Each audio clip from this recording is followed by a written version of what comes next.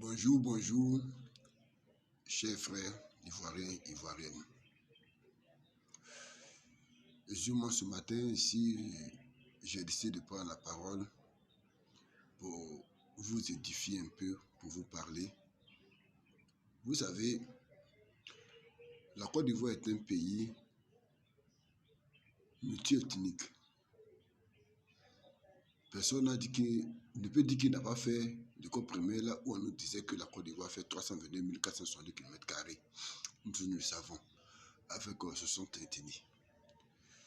Et nous avons eu l'indépendance par le biais de son Excellence M.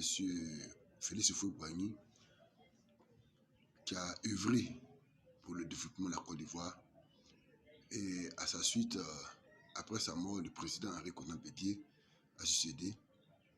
Nous avons eu un coup dans le cœur lorsque moi j'étais encore plus jeune d'âge, j'avais seulement que 10 ans, en 1999, de retour de l'école, et on a appris qu'il y avait un coup d'État, le président Bédié a fui et qu'il est venu au pouvoir, c'est cela, jusqu'à ce que, bon, on entre en 2000 pour les élections, lorsque le président Gbagbo a gagné, bon, on était toujours là. Après encore, on dit coup d'État.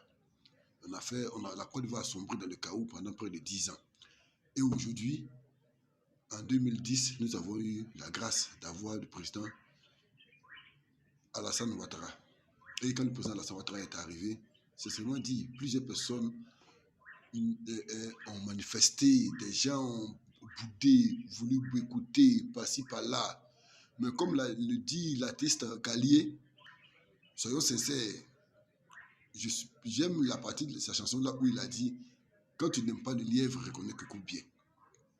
Autrefois, pour quitter Abidjan pour arriver à Korogo, il fallait faire près de 10 heures de temps de route, voire 11 heures. Aujourd'hui, à 7 heures, 6 heures du temps, tu peux quitter Abidjan Korogo sans problème. Bon, qu'est-ce qui se passe? Qu'est-ce que nous voulons? Nous voulons que la Côte d'Ivoire soit dans le chaos.